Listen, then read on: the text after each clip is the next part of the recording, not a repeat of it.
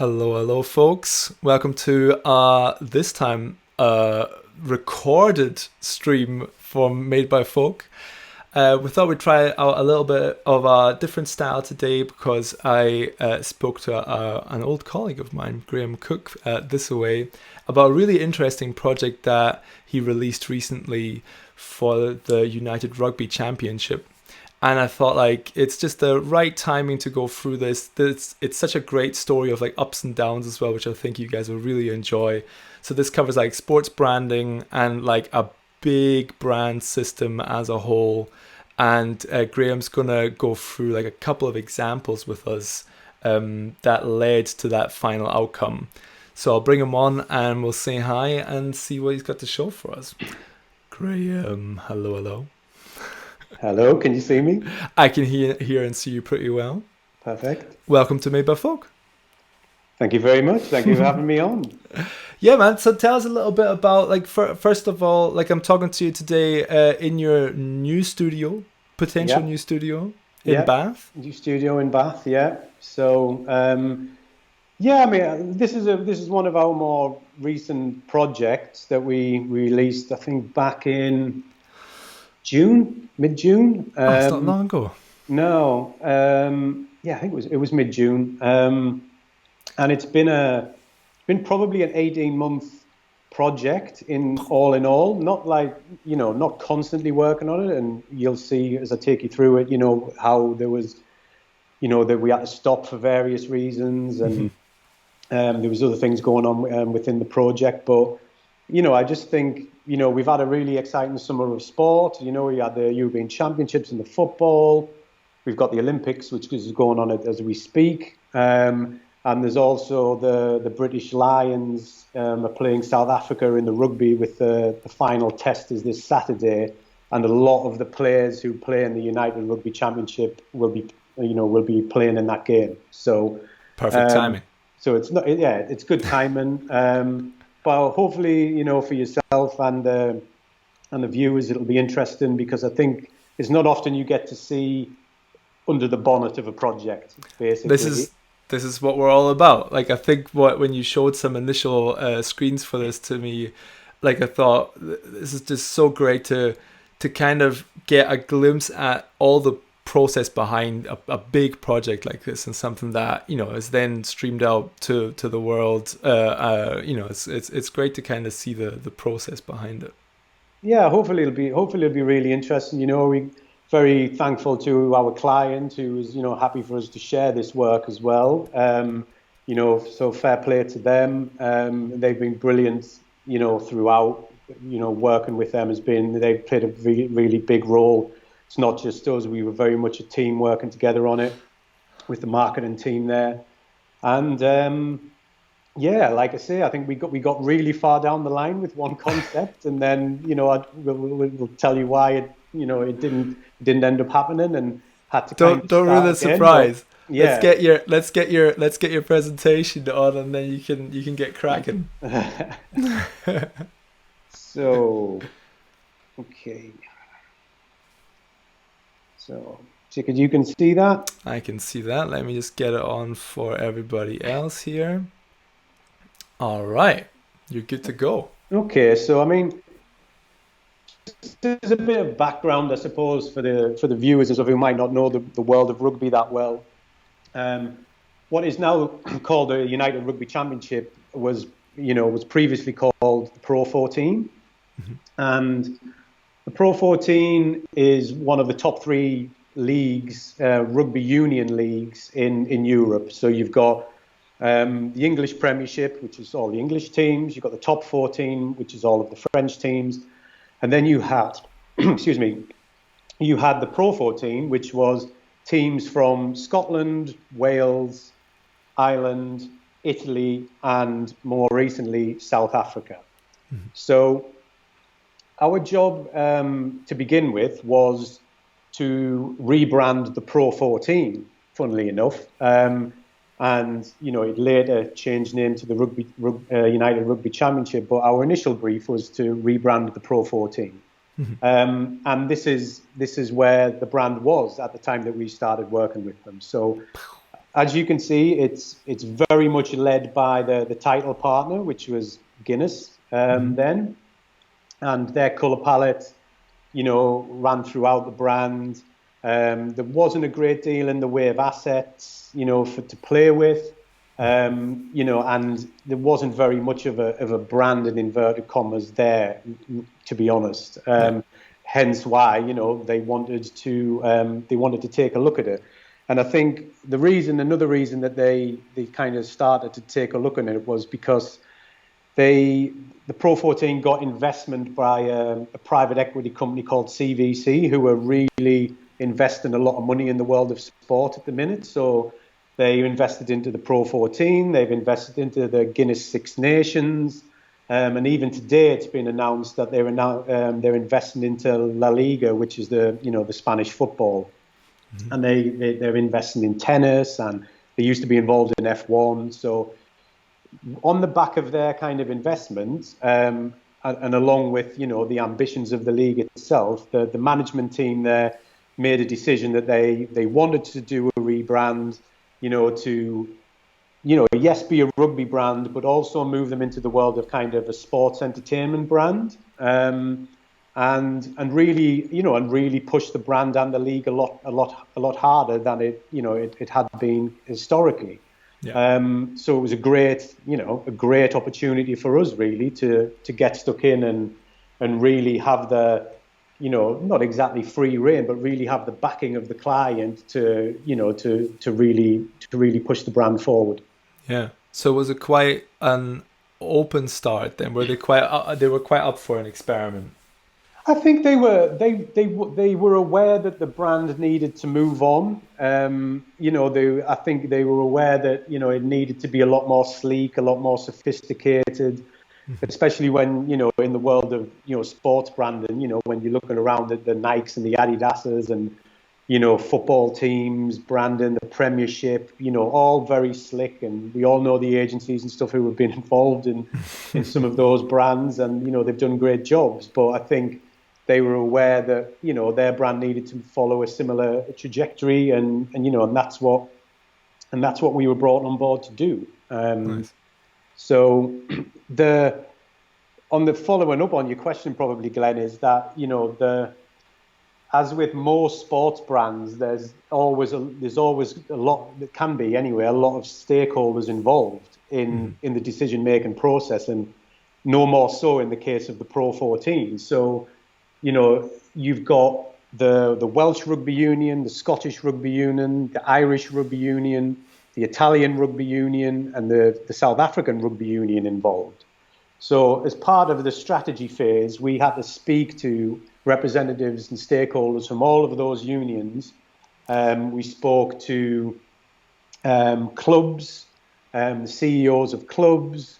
The marketing team spoke to a lot of players who were playing in the league, and to really get a sense of what people thought of the league, where they think it needed to change, and as a whole kind of strategic process that took months in itself to gather all of that qualitative and quantitative information. So what that ended up as being, is probably, to really streamline that whole process, was what you're seeing here, was the brand positioning of a different league. And the idea behind that is that genuinely this is the only league in rugby union where teams from the North Hemisphere and the South Hemisphere being the South Africans, play each other in club rugby. So yes, there's the Rugby World Cup and that kind of thing, but within club rugby, there's nothing else like this. You've either just got the English League, it's all the English teams play, or the French League, it's all the French teams. So what this league really is a melting pot of, different teams from different countries, and with that comes, different playing styles, different cultures from the different countries, obviously, different languages, and, very, a real breadth of locations. So, you've got teams in Dublin, in Venice, in Cape Town. So, as as much as in the English league, for example, you know, it'd be nice to go to an away day in Northampton, nothing against Northampton, but it's not the same. It hasn't got the same draw as going to Glasgow or going to Dublin or going to Venice or something, or Cape Town. You know, these are big city venues of where the games are being played. So the whole idea of a different league was to reflect those differences, but it was also to reflect, like I say, the challenger mindset that the client wanted to have. They didn't want to just be another rugby league. They really wanted to, you know, be known for doing something different with the back of all of the, you know, on the back of all of the CVC funding, but just in general, as you know, they didn't want to conform to what has gone in the past, essentially. Yeah. So, you know, the principles of being unified, not uniform, is a big thing. Basically saying we're all in one league, but we're all very different. And, you know, there's loads of stories to tell, you know, from supporters to, you know, the origin stories of the clubs and that kind of thing. And all of that helped made this kind of strategic platform, which we were to use as the springboard for the visual identity. Does that make sense? That makes a hell of a lot of sense. Awesome. And well done for bringing all those stakeholders together to agree on such a simple personality and position. Well, you know, all of this had to go through and be signed off internally. And, you know, like I say, we were really lucky that, you know, the marketing team, you know, at the Pro 14, now URC, you know, were intrinsic in, you know, the internal kind of sell-in with that along with us. And, you know, there was lots of presentations and that kind of thing. But, you know, we got it to this, and this was agreed internally as the, you know, as the North Star really for the league going forward. Great. So, you know, we're using that as the platform. Here's our kind of classic creative slide where we're putting things up on the wall and stuff and post-it notes. Wow. But I think, you know, the main thing with it, why I've included this here is because, you know, we were, us as the agency and the client as well, were very keen not to follow obvious rugby kind of tropes for this. You know, you see a lot of rugby brands and then either use a rugby ball or a rugby goalposts. And we very much didn't want to do that. Like I say, we wanted this to be a sports entertainment brand. And we also wanted it to be, you know, we wanted the logo to feel iconic. You know, as brand projects go, the logo had to be killer in this project, purely because it was going to be used, you know, so much and across so many touch points. We really needed to create a killer logo. And, you know, we were referencing things more like, you know, what makes a kid in Dublin wear a New York Yankees cap? He wear it because it's cool, you know. So we wanted to create a mark that where people would wear it, and it would feel, you know, it would feel cool, and they were proud to wear it, and it would attract younger audiences and that kind of thing.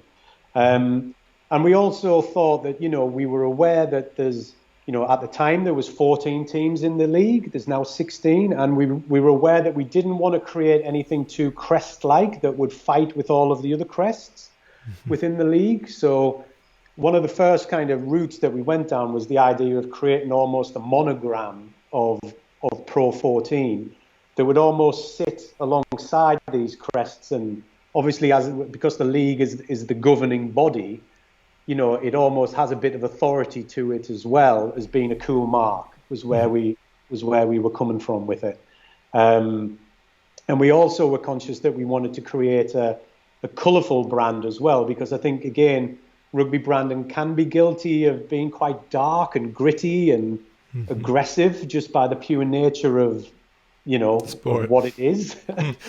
So we really wanted to bring colour and energy into it as well. And obviously you don't get all of that from this slide, but, you know, it's kind of the caveat as we go into the rest of it. Cool. So with that approach in mind, you know, this was one of the concepts that we ran quite heavily with. Awesome. Got quite far down the line. So as you can see, it's a mashup between the word pro and the number 14 to try and get this kind of, you know, cool looking monogram, and we really wanted it to feel like it was like an aspirational sports brand in the world of the Nikes of this world. Ticks all the boxes. Using the mark as a basis, we created quite a few three-dimensional kind of textures that echo the angles within the logo itself. And you can see here we were looking at, starting to look at color palettes and different kind of products that they have, how it would sit with, a final venue, the website, that kind of thing. But then, when you can see it working really, really small in an avatar, again, we thought it really had that kind of cool factor to it, which, we were all really, really excited about. And then, like I say, it had to be a really, well, in our opinion anyway, a good logo to be able to apply to, things like, that's obviously a rough visual for the ball, but all of the sleeve patches, referees' jerseys, perimeter boards, flash boards that go behind the players, and then, obviously working with broadcast partners as well. Of which there's a few to what actual kind of on pitch kind of touch points look like in the case of when the winning team wins and the trophy gets brought onto the pitch, to all sorts of things like post pads. You guys had a lot of fun with your applications. Yeah, it's application central, a bit of classic swag, with nice. Looks great on the cap. The way you're saying, why do kids wear NYC, like a New York Yankees cap? Like this is it.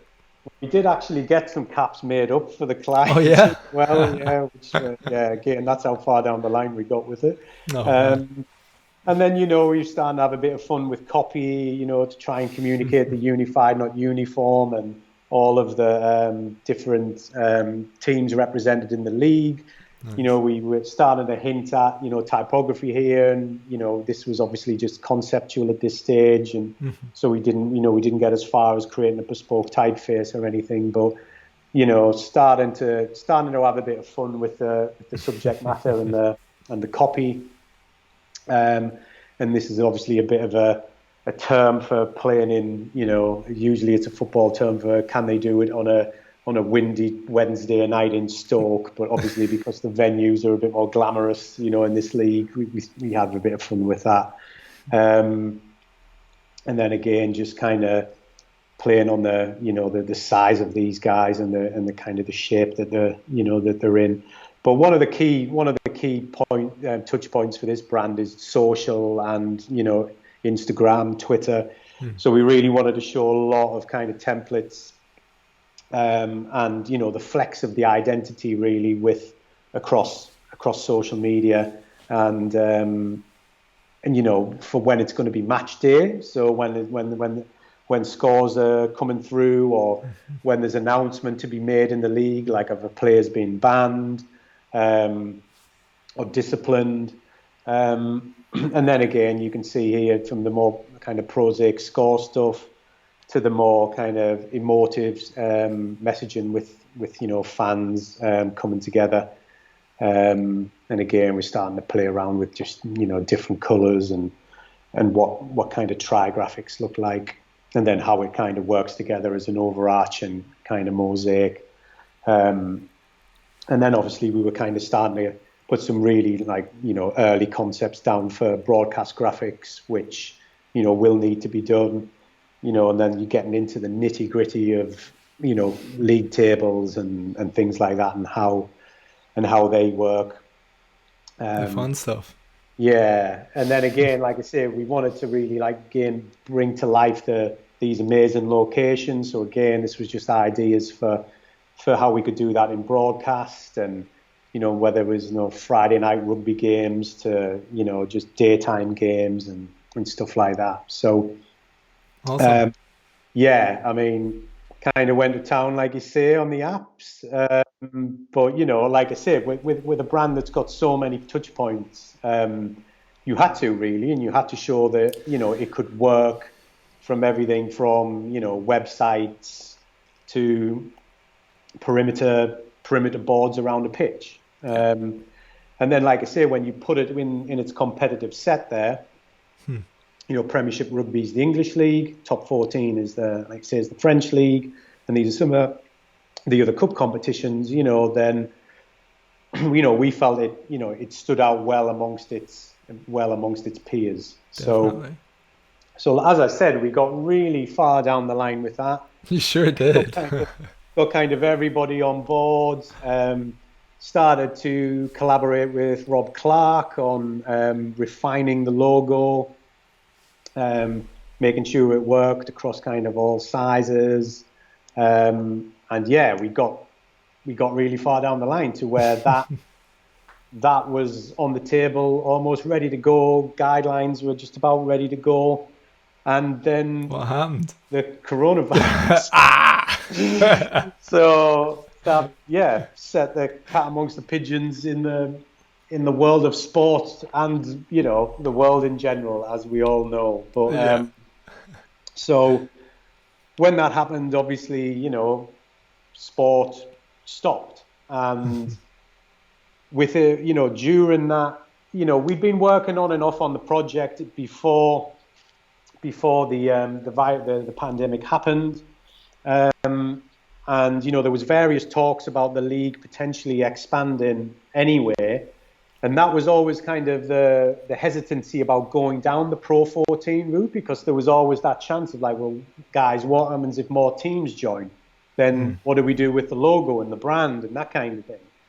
And over the coronavirus, the silver lining, I suppose, to the coronavirus pandemic was that the four biggest clubs in South Africa ended up were going to join this league.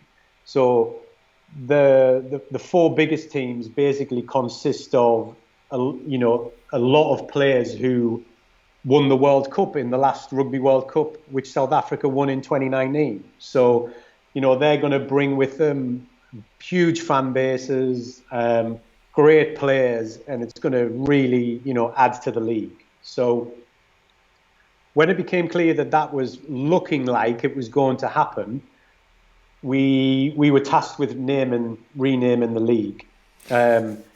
And the name that we landed with was, United Rugby Championship. This was a kind of a really big collaborative effort again between us and the team there at the URC. And we looked at many names, some that were a little bit more emotive to this, but United Rugby Championship was quite a descriptive name. It kind of says what this league is about, and that it's about all of these teams coming together, North and South Hemisphere. And, the guys at the URC were really wanted the name to feel like it had some gravitas when they're talking to broadcasters, likes of Sky and RTE and Premier Sports and that kind of thing. So it seems like a no-brainer. I think it seems so much more fitting. Yeah, and I think they had some IP around United Rugby as well, and it just seemed to fit really nicely. And bearing in mind as well, we still had the brand platform of a different league. That hadn't really changed. The intention was still the same.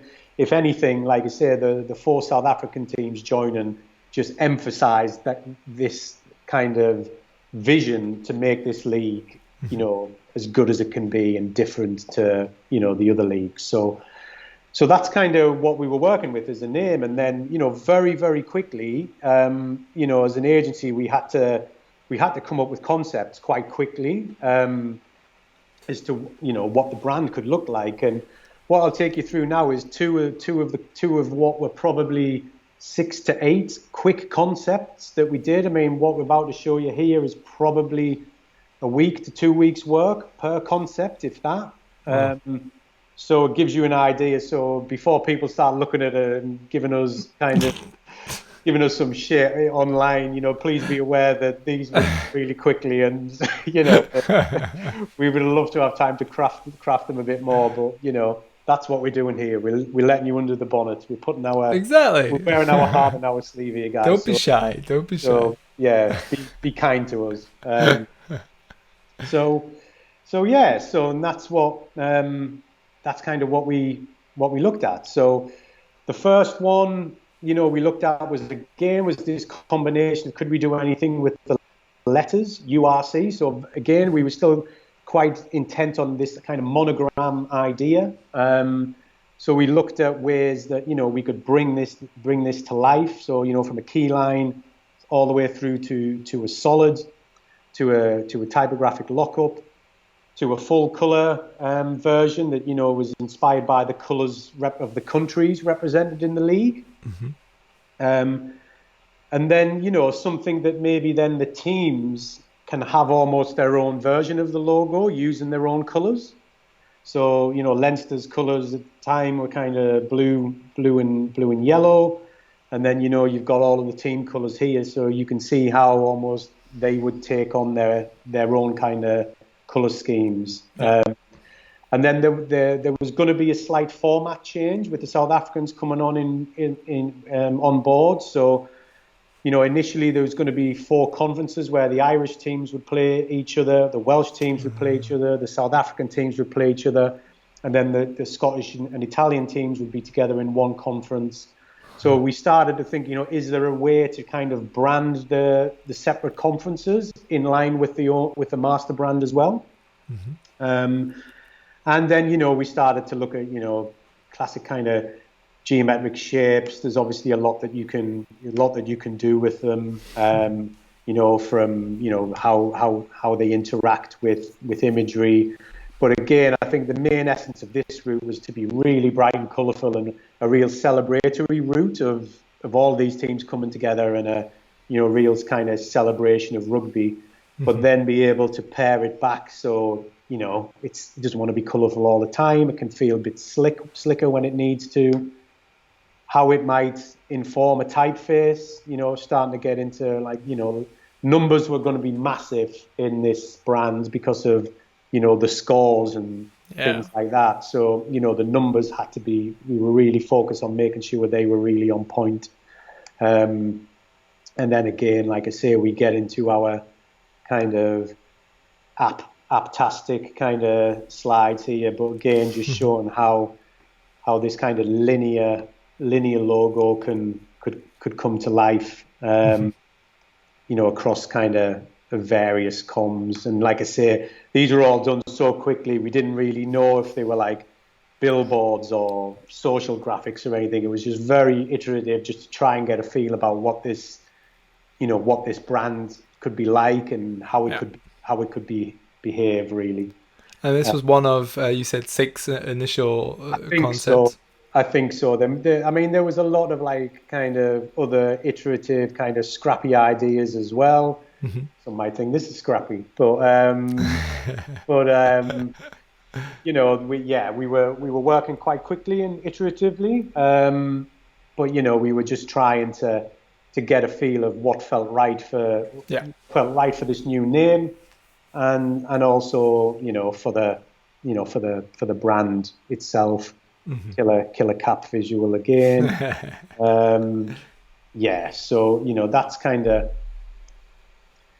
of where we got to with that one. Again, we had a lot of the apps ready to go from the Pro 14 route. Of course, so a lot of it was a bit of tweaking, but again, I think it is still very different from what that route's like. It's hugely different, yeah. So now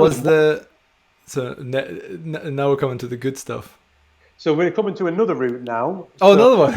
Yeah, so this was like the second route, and this one was based around the idea of, because the North and South hemispheres colliding for the first time in club rugby, we had this idea of like magnetic poles.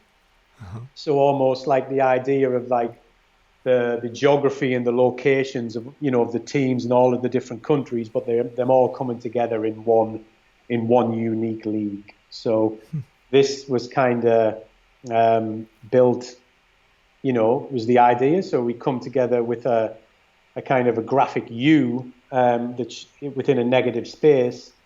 And it was just the idea of a bit, of all of these separate elements coming together to form one solid kind of logo device. And it's kind of, again, it's a bit kind of super graphic approach, and the typeface has an element of the qualities of the logo. But again, it was all kind of quite quickly put together. But again, we were just trying to show, how this brand could move, how it could live, and just have some fun with it. And then, but then also take on, the colours of the teams, just using kind of large kind of patterns, and just had some fun with it, with how the shapes work and the typography, again, I think with this route and the previous route, I think there are essence of both in what we ended up doing for the route. So I think that's why it's quite interesting to see our approach to it, because I think, for the examples, like the way that we looked at branding, the conferences are an intrinsic part to what brands actually, the brand that's actually live now is like. So, all of this work was valid and helped us, get to the, just helped us go into the funnel really, and out the other end came the brand that we ended up kind of moving forward with. But hopefully, like I say, for the guys watching and stuff, it's just interesting to see the process that we went through. So talk us through a little bit about, was this like multiple rounds of concepts, or did you put if it was 5 or 6, did you do them all like in one big bulk, present them all together, and then take it a next step? Or was it like, a couple per week? It's a good question. I think initially we did 2, and then one was liked, but then, we were asked to kind of do some other routes that pushed it in different ways. So, I remember one being more of like a tribal kind of route, about the tribal rivalries and we were looking at patterns from the different countries and things like that. So, we did 2 initially, and then I think we did another 4 that were similarly, I think, fleshed out to this level. And then, like I said, the interesting thing was, doing all of this kind of quite quick iterative work. The logo for the final concept, for the route that's gone ahead, came from a logo that wasn't really a route at that stage, but we were all like, "Oh, that's quite interesting," and it was this. So you just had this as a sketch somewhere, how did they see it? We had it as a sketch when we were looking at logo marks. Yeah. And I think it was when we were looking at the gravity one, of things coming together. And like I said, there was you got to remember the team on this. There was only kind of 4 of us really working on this. So there was a lot of us kind of just, throwing ideas around and stuff. But when we saw this, I remember presenting it, we were like, oh, that's interesting. And the client really jumped on it as well. And then we started kind of, and if anybody's seen the case study on our site and seen the brand, you can see, this is what the logo kind of just about ended up being like. And we looked at various kind of iterations of it. And, we liked this idea of it opening out and coming together and performing the united element of the name, really. And that's kind of what we started to explore. So, could it take on the team's colours? Could it open out and close? And like I say, the overview of the route, without flicking through loads, was like the route that we presented, in line with the other 2 that I've just taken you through. Yeah. And this is where you can see the beginnings of, the handwritten typeface we wanted to bring in. And again, the whole idea from that, the inspiration for that was from the brand pillar of unified, not uniform. So we thought, could it be interesting to have a sans and a handwritten font, but as one typeface?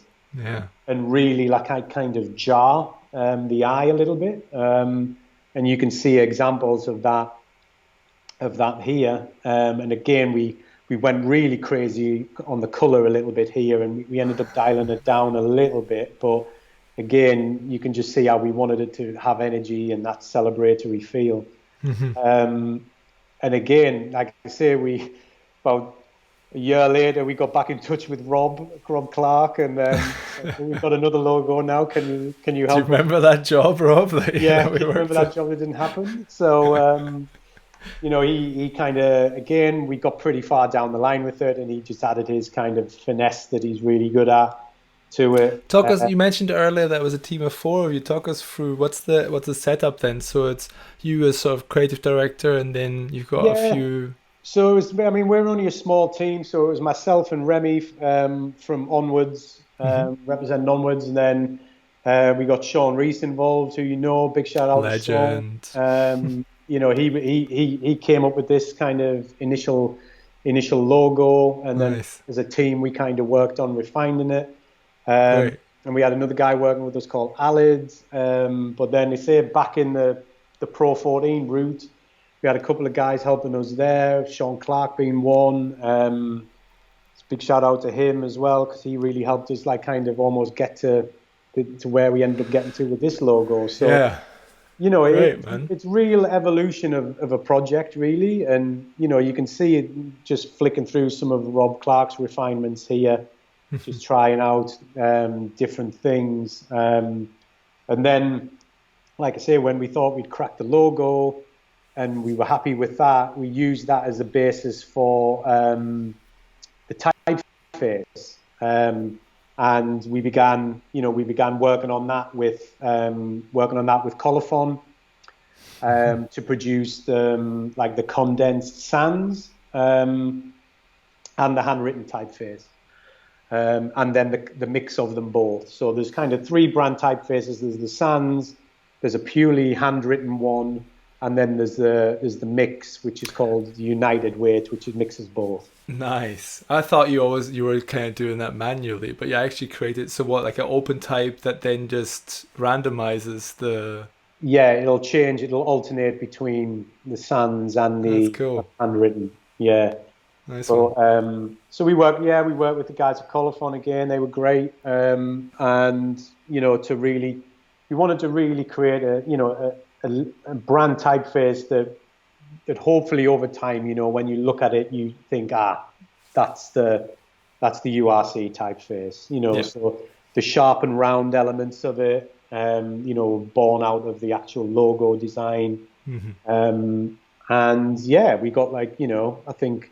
It's very important, I think, for sports brands now to have kind of unique typefaces, because they're fighting for so much attention on social feeds and that kind of thing, that, there is a risk if you get an off-the-shelf one that another team grabs it and uses the same. And, so again, I think, yes, it's an investment, but I think it's a worthwhile investment for a lot of kind of teams. And definitely this is in this case it's such a big part of the brand as a whole, and having that mix of hand lettering and like a unique serif is it turned out really great.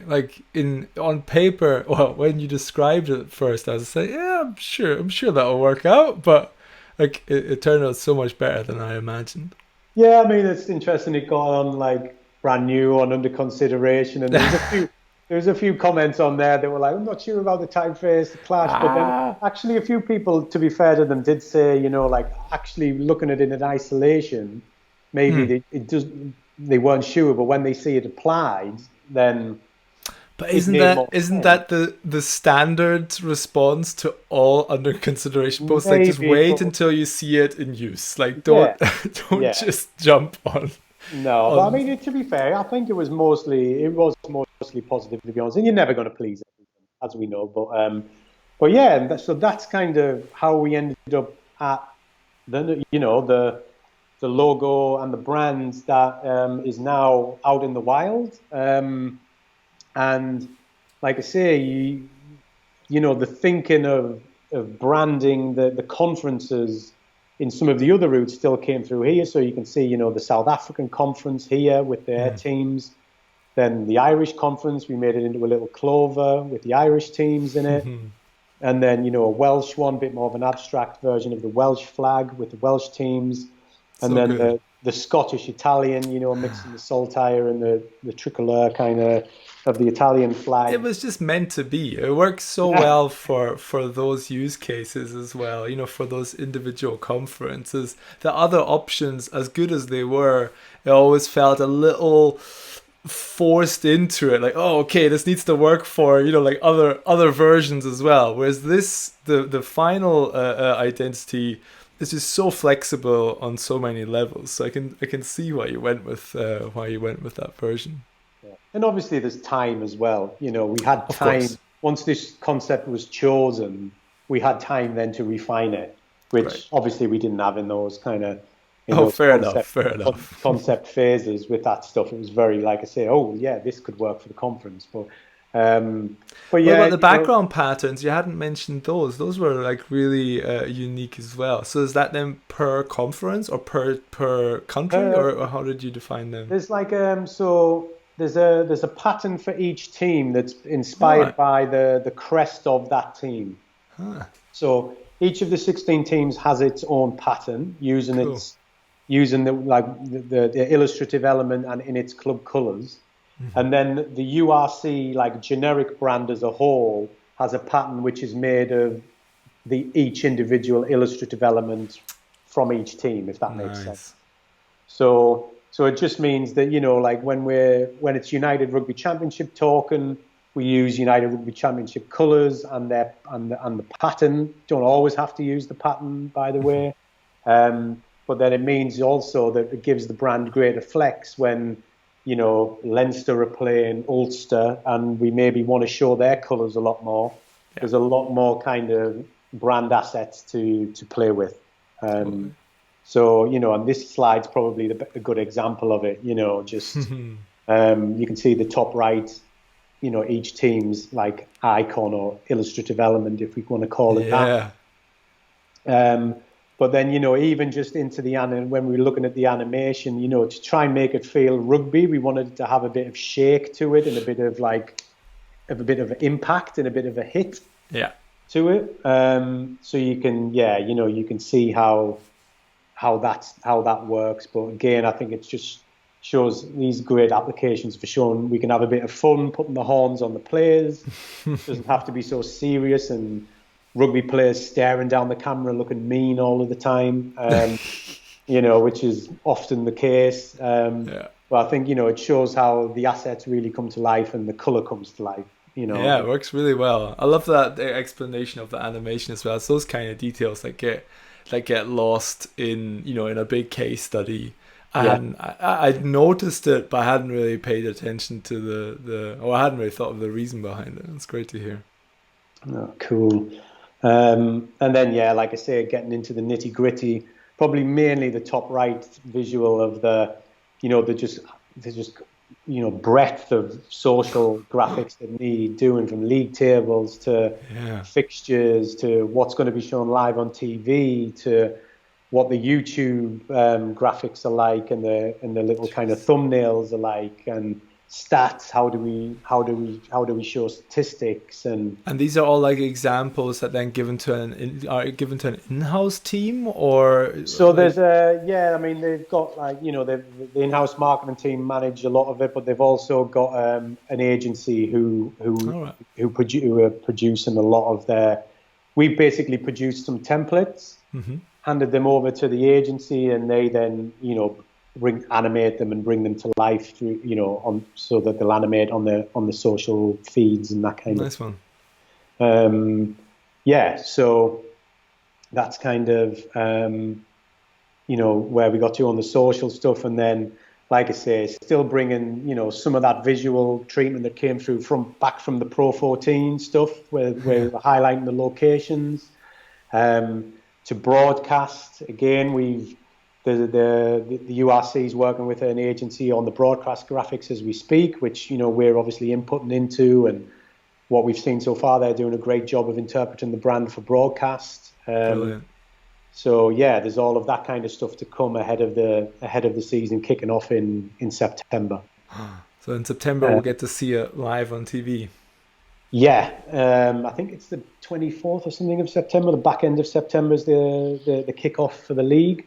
So, like I say, we're still working on stuff. We're giving concepts and ideas to, and working with partners on the trophy of what that's going to be like. And I've obviously mentioned the broadcast stuff.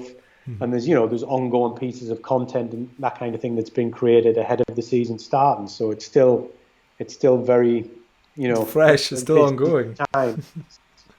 Yeah. Nice one. So yeah, I think so. That's really it from me, Glenn. I think there's. All right. Yeah, I was just going to show the closing animation, and then we can get back. So I'll quickly show this video.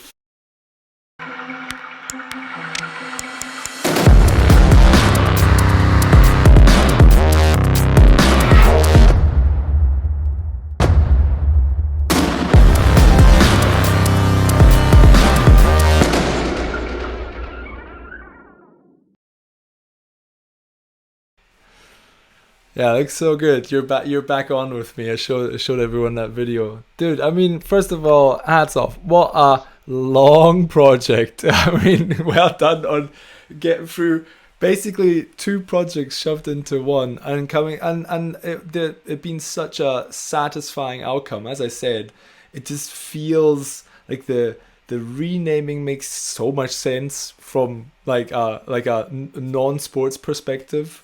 The mark is so flexible, combined with that typography, the color palette, and the graphic language as well.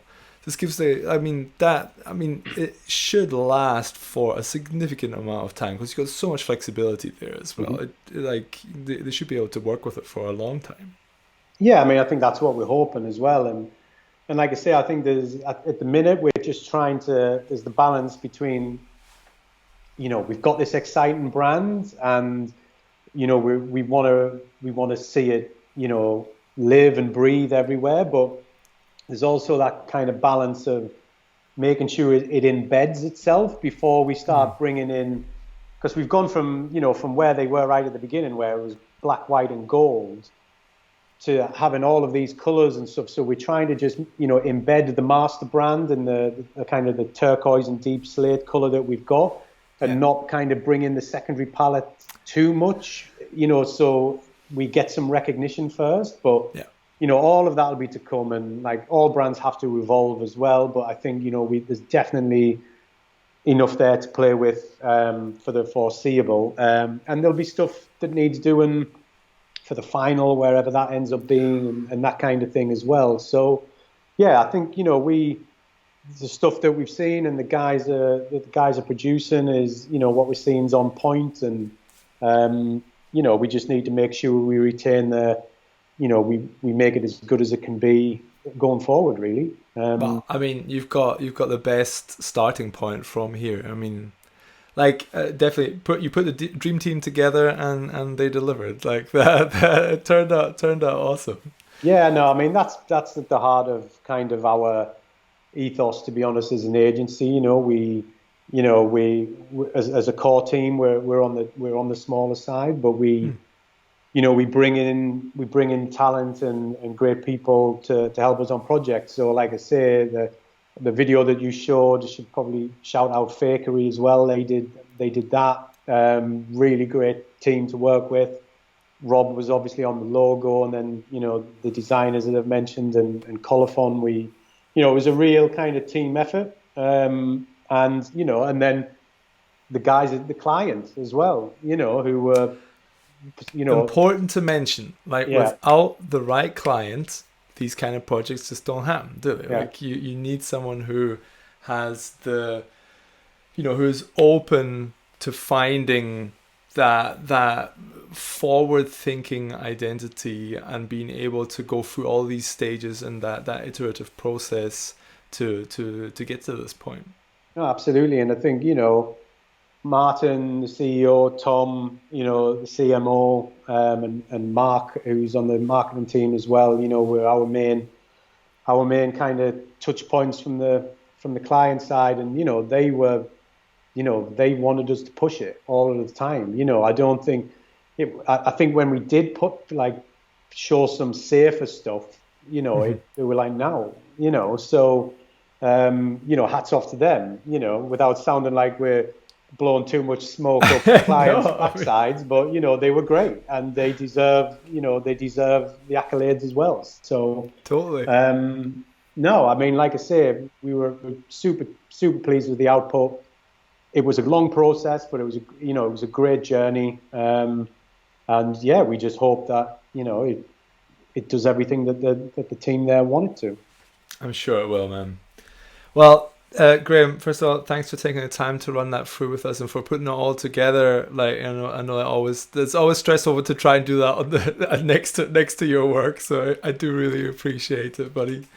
And what we're going to try and do as a little bit of a change to our normal format, you and I will have a wee chat throughout the week about sports branding as a whole, and we'll do that on the podcast, which we haven't done in a long time. So I'm looking forward to getting into the nitty gritty on, because you've worked on a variety of like sports brands and entertainment brands over the last few years. So I think getting your take as a whole on crafting these marks that mean so much to people, and I guess the ups and downs of working on those kinds of projects, I think will be super interesting. So if you're watching this on YouTube, make sure you subscribe to the podcast. Check out our social feeds. I'll make sure to link everybody that you mentioned today as well. But in the meantime, if they do want to see a little bit more of this project, where should people head? I think, well, the URC case study is on our website. A lot of the visuals I've taken you guys through there are on there, as well as our other projects for Brentford and England Rugby. But like I say, we're not just a sports brand agency. We work in loads of different sectors. It's just sports being particularly kind to us, and I love sports, so it's great to work on. It's a win-win. So yeah, check out our website, our Instagram. Our Instagram is just at Thisaway Studio. And yeah, website is thisaway.co. Yep. Nice one. G, thanks very much for your time, buddy. It's been a pleasure. Pleasure, my man. Folks, everyone, thanks for watching, and we'll see you in the next one.